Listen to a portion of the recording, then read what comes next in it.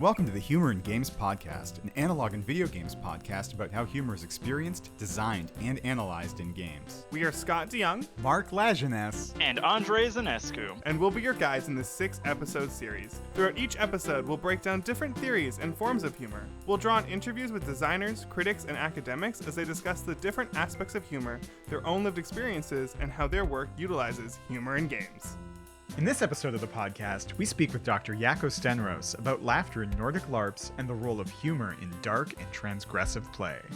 So to begin, why don't you kind of just give us the who you are, where you're from, kind of the key talking points that you've probably done a bunch of times. So kind of introduce yourself for the audience here. So I'm Jaakko Stenros. I'm currently working at the Tampere University in Finland. My background is in sociology, and after that I went into game studies, and I did actually my dissertation in game studies, so pure game scholar in that sense.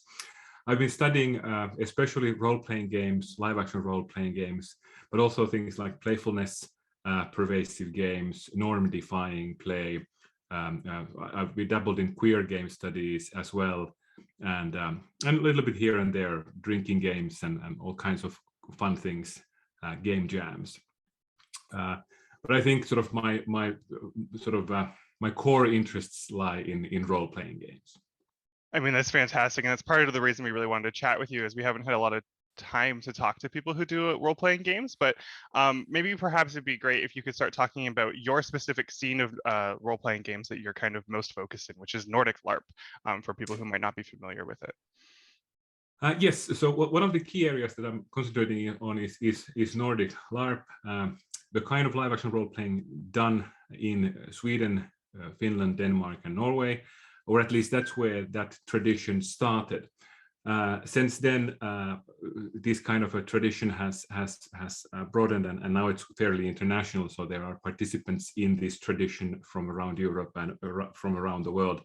But in some ways, at least, sort of, if we view this tradition as like a tradition of art, its roots lie in the Nordic countries, even though it has since been sort of cross-pollinated with a number of other places. In the Nordic LARP tradition, people assume characters, they play characters in a fictional setting, and these fictional settings can be sort of fantasy or cyberpunk, but and as sort of historically tabletop role-playing games from which LARPs sort of developed from, those were big genres. But since the 90s, in the Nordic LARP tradition, people have also been sort of interested in many other genres as well, and many other types of works as well, looking at sort of political works, looking at contemporary settings, looking at historical periods, in a way using it as sort of sociological fictions, looking at groups of humans in different kinds of settings, and sort of finding joy and meaning in those kinds of explorations. So would you say that the scene itself has turned into a more serious game sense, or there's more intent or social impact around the play, or is it still very much fictional and just kind of for play's sake there, when you're talking about this kind of transition? I mean, it is both serious and playful. I mean, play can be very, very serious.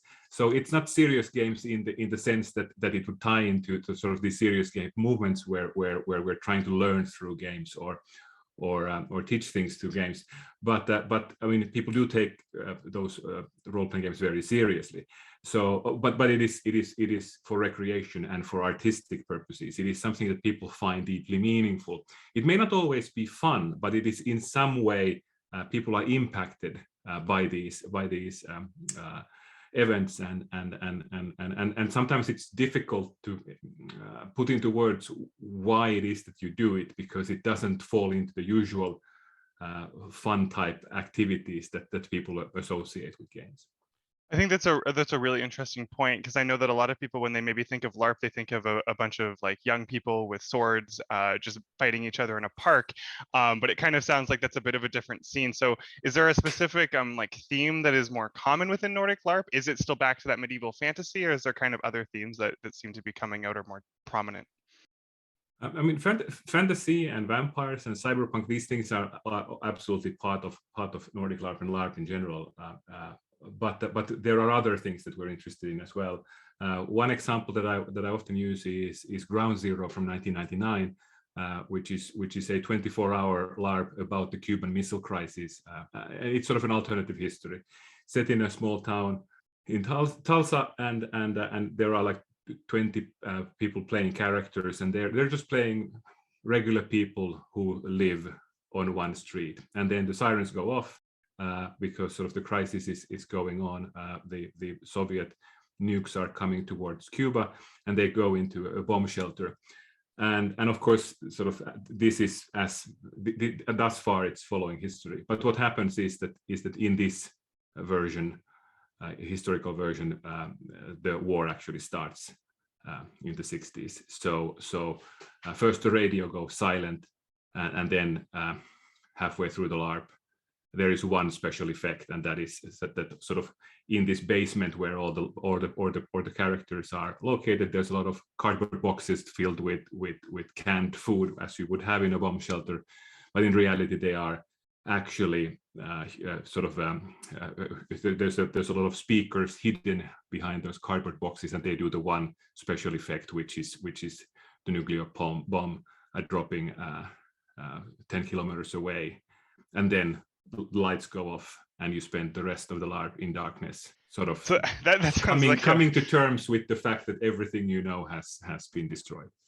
That's a pretty serious theme, especially compared to kind of the tropes that we see so much. But it also sounds like quite an amazing kind of game to experience. But kind of pivoting, but in the same nature, when we're talking about the sincerity in LARP, and we're looking at ourselves at kind of where humor lies, for you as someone who's looked at the scene, is there still humor in these very serious LARP spaces? There's all kinds of humor in LARPs. I mean, obviously there are LARPs that are about humor. They're not super common, but they are something that does exist, where the whole point of the LARP is to have fun and to maybe produce something inspired by, for example, sitcoms.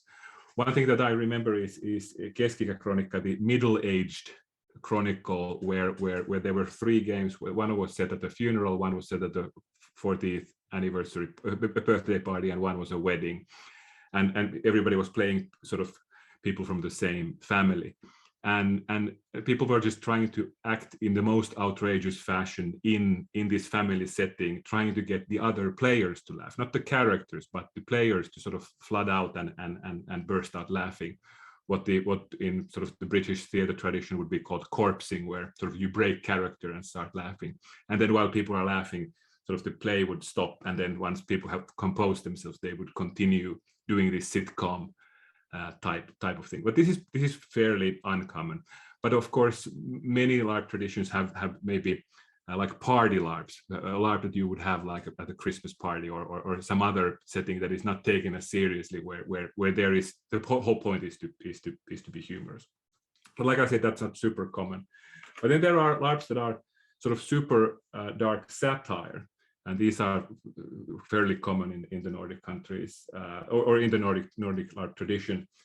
One classic example of this is Panopticon, which is set in a media agency or an advertising agency, where the players are playing people in a sort of super cynical people working in an advertising agency, like 5 minutes into the future, and then more and more outrageous advertising campaigns come in, and then the players create them, and they are at the same time trying to create ridiculous but still sort of within the fiction believable campaigns, and while also sort of battling with the office politics, sort of trying to sort of to get the promotion and push your competitors down, and doing these kinds of things. So very much sort of a commentary on contemporary work like office life, sort of the capitalistic world that we live in, those kinds of things. Another example of that might be a LARP from last fall that was playing in Denmark, called The Future is Straight, which was about conversion camps for gays, lesbians, and trans people, which was run by queer designers. and a significant number of the players were also queer, and it was sort of playing on all of those dark and hurtful things that have been thrown into queer people's faces over the years, and sort of getting to play with those in this very, very dark satire world. So in a place like that where there's this kind of dark satire, I guess we're saying that humor in these places is healing, is kind of the intent around it, or is it more explorative in how they're kind of engaging with the narrative of the game itself? Well, sort of for the humor games, the just having fun, that is the point. But with these sort of dark satire games, it is a combination of trying to understand the world that we're living in, and instead of and then sort of laughing in the face of adversity when the alternatives are getting really depressed and sort of carnivalizing it. Then I think sort of turning to humor is the better alternative. So often in these LARPs, the humor does come from a very dark place. I think that's really interesting and something that we touched on a little bit in our first season, but it's nice to kind of see how people are kind of performing and playing with that. And one of the things that I, in my brief look into the LARP scene, have noticed is that people seem to discuss the difference between laughing in character and laughing out of character. And kind of, you mentioned before that ridiculousness, but in the break of characters. And so I'm kind of curious in the scene itself, is there kind of a feeling around people bringing jokes in from outside of the game as a way to deal with the game's content, or are you kind of supposed to stay in character and embrace that scene as you're performing in it with your humor the whole time? In the Nordic scene, I think most of the time the norm is or the goal or the ideal is to try to stay within the fiction of the LARP. So not break out laughing as the player, or not trying to distance the events through sort of external or extra diegetic humor. But of course, sort of you're always present in two ways. You're there as a player and as a character, and some things are funny for the player and not for the character, and some things are funny for the character and not for the player. So there is a performative aspect, or there can be a performative aspect to the humor where you're playing at humor when you as a player don't actually find it funny. And then of course there are those situations where sort of something that happens is really funny to the player but not at all funny to the character. And sometimes those are moments that you talk about after the LARP, that sort of in that moment I was almost laughing because it was just so glorious how all of those things came together, whereas in that moment you usually do try to stay within the character and not break into laughter. So does that mean that you would say that humor in LARP is typically created through the players themselves, or are designers in LARPs typically taking the time to try to find where they can bring in moments for humor, or at least moments for players to kind of create that humor themselves? Yeah, I think it varies from LARP to LARP. In the Nordic tradition, the LARPs are very bespoke in the sense that you create the rules and the mechanics for a specific LARP. So there isn't a shared, for example, rule set from one LARP to another. So you would have to look at each LARP as an individual work as to how is humor incorporated into it. Humor as a mechanic is actually quite seldom used in LARPs. So I think it's more often brought in by the players than the designers, unless we're dealing with something that is clearly marked as a satire. I think that's really interesting, and I think perhaps it likens to why LARPs are so performative, is why it allows players to do that. And one of the things that we've discussed together, but also that I found really interesting, is kind of this difference between kind of play and performance, right? And you're mentioning how, you're going to want to break character to laugh so much, but at the same time, you want to hold it all in. And so from a play standpoint, kind of, is there lines drawn in the sand for players to know like what's okay to make jokes about and what's not okay to make jokes about, or kind of are there boundaries being set up around what we can and cannot laugh at in these spaces? There are boundaries, obviously, but I think it works a little bit differently than in many other types of games, because LARPs are so very intimate. They're not performed for an external audience, and you don't have to worry about an audience of millions or even tens of thousands of players for that particular game. In LARPs, you have to worry about the people who are in the room. So it's closer to a dinner party or maybe a speech given at an event or a stand-up comedy where sort of there is a feeling in a room, and you have to sort of your humor has to be in tune with that group of people. Now, Yeah. I've been to my share of dinner parties, and some it's a great roaring laughter of time, and other times it can be a little bit tense. And I'm curious kind of if there's some times where those jokes fall flat or those jokes kind of are hitting different nerves, especially perhaps in a political game like some of the ones you mentioned where players might have different opinions on how things should be happening. Yes, I mean, obviously there is negotiation going on, and one thing that happens is that before a LARP, when people are signing up to the LARP, the designers usually try to communicate as clearly as possibly what is this LARP about, what are the themes that it is addressing, and possibly also give some reference points to other works, other LARPs, films, books, that they are drawing from, and that will maybe help people also to situate themselves or sort of work with their expectations, so they're showing up with the right expectations and the right frame of mind as to what they think is going to be going on in that setting. But of course, I mean, sometimes there are also jokes that just don't land, jokes that aren't funny, or jokes that people don't like. Humor obviously also fails at times. And I think that's important, especially when you're playing such a social space of games where everyone's kind of own understanding of humor is going to be so subjective in those places. And one of the other things that you've kind of taken from LARP in your own work, and you mentioned briefly at the very start, is kind of these alternative forms of play, or these kind of more transgressive acts of play. And I was wondering if, first, could you kind of explain that for any listeners who might not know what they are, but perhaps talk about maybe the nature of humor in these kind of alternative play acts? So in my work, I've looked at play and playfulness in a fairly promiscuous manner, identifying play and playfulness in many places.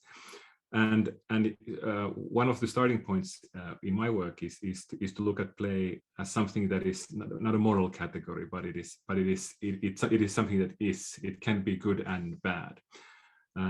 Often play is discussed as a positive force, that play is sort of the work of children, and sports builds character, and through play we can sort of develop ourselves, and there are many positive aspects to play, and I think all of those things are true.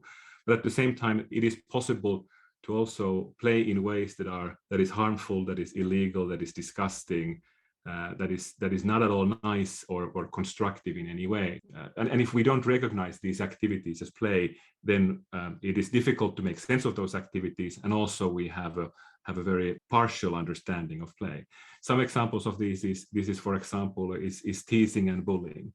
If we look at how children play, older siblings do terrible things to their younger siblings that they tease, and it is play for the older siblings. It is not play for the younger siblings, but play is not always symmetrical. Sometimes it's asymmetrical, that somebody is playing with another person.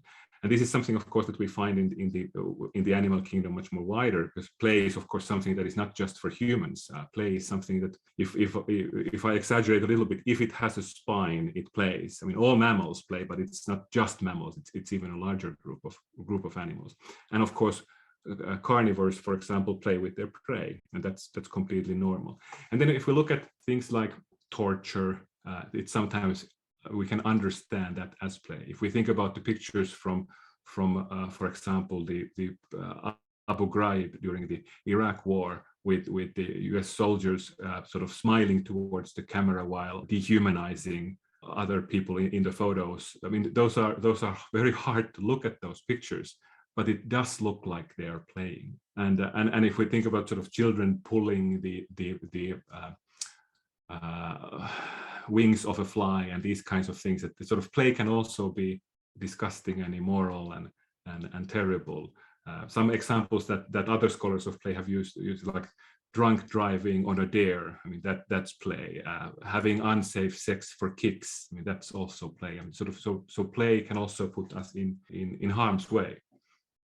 I think that's really an important point of conversation that a lot of people, when they talk about play, don't think about or don't want to think about. And I, I mean, Mark and I have talked a lot about how like online toxicity kind of falls into this world of play. And when we're talking about humor in these dynamics, especially when you're talking about this like one-sided kind of transgressive act, would you see humor as kind of helping facilitate some of these more dark or transgressive acts of play, or does it kind of sit on the sidelines? It depends on how we see humor. Because sort of one definition of humor that I quite like is John Allen Paulus's a perceived incongruity with a point in an appropriate emotional climate. The part of this definition that I find so very important is the appropriate emotional climate. So something is humor when it is perceived sort of socially in a situation as humorous, when others also recognize it as humorous. There's also definitions of jokes that take into consideration the context. That a thing that we say is in one context that is a joke, and in another context it is not a joke because the context is wrong. So these kind of sort of formal approaches where we're thinking of an act or a speech act or a script as something that is the joke or that is humor, I don't think that's not a great way of sort of maybe understanding it. I think we have to always consider the context. But at the same time, sort of while I think context is super important, at the same time, I think it's also, we have to recognize that sometimes humor and jokes are also meant to be terrible. They are meant to break people down and act as work as aggression and to sort of draw lines between people. Whereas other times, of course, humor is also sort of building bridges between people and building understanding, empathy, sympathy. All of these pro-social things are also possible. So it's not either or. I think it's both. Well, I think that's something we've tried to tease out in a lot of our discussions, is that humor can never kind of be put into a box. But when we're talking about these more dark, I'm going to keep using the word transgressive because I like it so much, these spaces, does humor in these contexts kind of help reinforce these overall moral, cultural structures that are negative play, or does it not really reside there at all in that sense? Like, does it act as a tool for kind of reinforcing structures?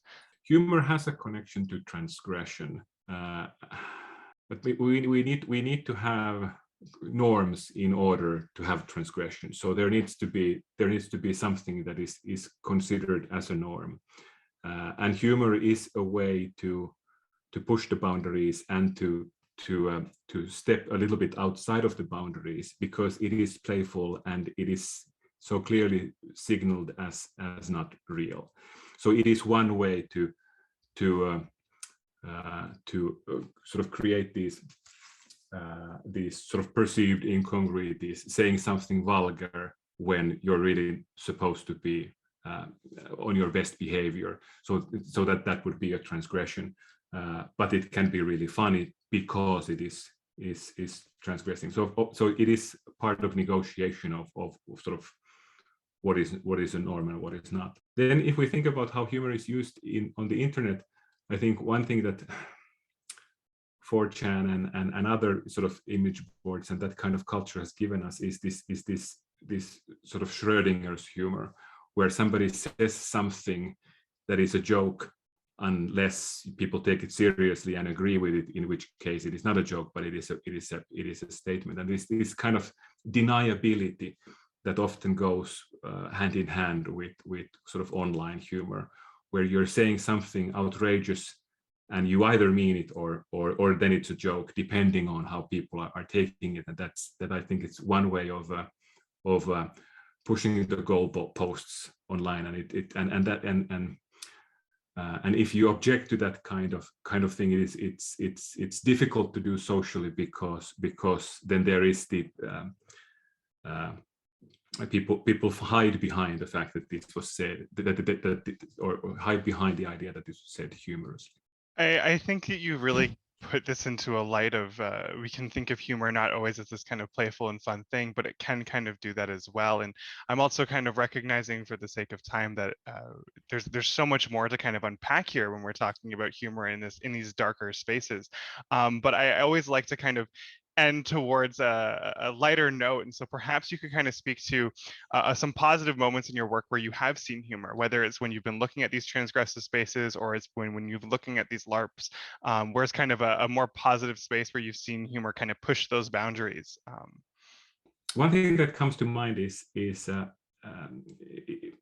how shared toys that we play with in private, in secret, can still create moments that are shared between people. We were doing an exhibition on personal play experiences a few years ago for the Finnish Museum of Games, and with the group of students that we were creating the exhibition with, one of them mentioned that sort of they played with their Barbie dolls and their brothers' He-Man figurines together, because sort of they didn't have any male Barbies, and the He-Man figurines didn't have any female figures, so they wanted to stage a wedding they wanted to stage a wedding. So in the wedding, He-Man was marrying Barbie, and which is sort of, I mean, this was already playing a little bit against the norms, because the student who mentioned this sort of was borrowing her brother's toys without permission. And then when Barbie and He-Man got married, what happened was that He-Man, who is a smaller figure, has to jump a little bit to give a kiss to Barbie. And then there was another student in the class who said that I did that exact same thing. That this experience of playing with these toys in a humorous way that was fun for the child was something that another student had also done with their toys without any knowledge. And then 6 months later, I think in the second season of Stranger Things, this same thing was shown in the series. So it was something that was shared, but I had never seen anybody discuss it anywhere. Sort of how to break these scripts that we're supposed to do with these toys and play with them in a fun way that is also something that feels that it is creative, and yet it can be also something that is connecting us to other people if we talk about it. But of course, we don't always talk about these kinds of play experiences, because it's not always sort of commercially relevant. So these kinds of personal moments are not always that discussed. I think that's a really beautiful sentiment. The idea that we have this personal connection on how we play that can kind of create a joke among us without us even being aware until it's out in the open is really a beautiful piece. Is there anything else that you kind of wanted to close on? Anything that you wanted to kind of speak to that we didn't have a chance to talk about when it comes to humor in games? Maybe the one thing I didn't mention relating to LARPing is that, of course, there's also situational humor that is not intended, that just sort of rises from people playing together. And I think this is something that is recognizable not just in LARP, but in many kinds of situations where we are playing together. And often, for example, in tabletop role-playing games, situational humor arises from moments where the frames between the game and the playing and the world around it are clashing somehow. So those are often moments of laughter. Whereas in LARP, sort of the kind of situational humor that we have in everyday life, of course, does come up as well. And sometimes, since it is in this frame of performative play, it becomes more meaningful, heavier in a way. It means more for some reason when this sort of situational humor arises in LARPs. That was our conversation with Dr. Jaakko Stenros. Thanks for listening, and see you next time on the Humor in Games podcast.